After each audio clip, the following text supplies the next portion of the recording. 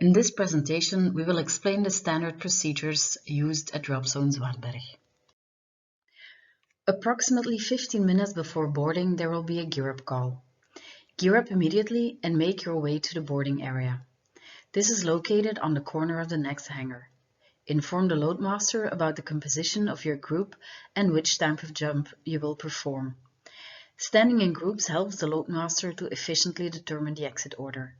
Make sure you know which group jumps before and after you. Check the information on the whiteboard before you jump. This way you know what to expect. The jump run. Combined with your place in the plane, this gives you a good indication of your location under canopy. This means that after opening, you know where to expect the next group. Do not fly immediately in the direction of the jump run. Wait until you have located the next group under canopy.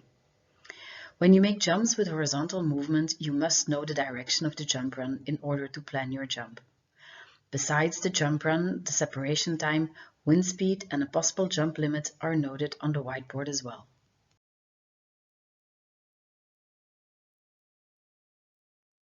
The yellow zone marks the airfield where we take off. The drop zone is a little further north and is marked in green. Apart from the drop zone, there are quite a few open fields nearby that can be used as an alternative in case of an outside landing. These green fields are largely free of obstacles. The red zones are not suited for landing.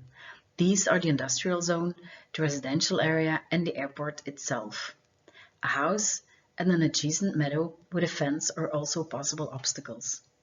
To the east, there's a power line that you have to take into account if you ever find yourself in that area. The landing pattern. In the center of the drop zone, there's an orange arrow indicating the landing direction.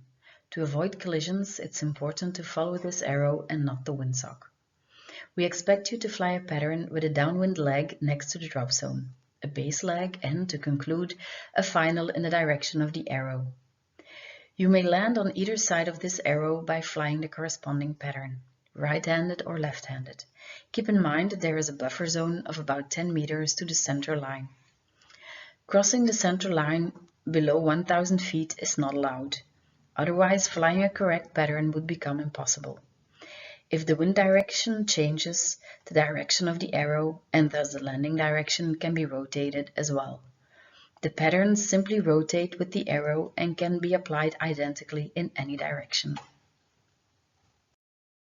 For those who like to perform a 270-degree turn, the same pattern applies. Note that the entire pattern, including the turn, is performed on your side of the drop zone. The buffer zone should also be respected. If the arrow is rotated, then these patterns rotate with it.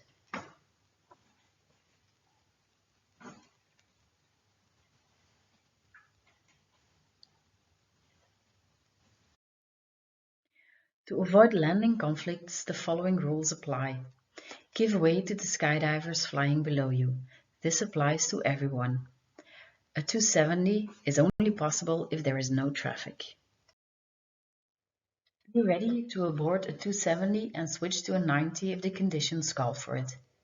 If you create a potentially dangerous situation, you will be given a red card. If you want more freedom in terms of landing direction, or if you want to make larger turns, you can exit at a lower altitude. In this case, many options are possible, provided there is good communication between skydivers. After the jump, head to the vans. They will take you back to the airport. Be careful not to obstruct other skydivers who are still landing. In case you have any questions, please ask the safety officer. Let's all work together to create a safe environment.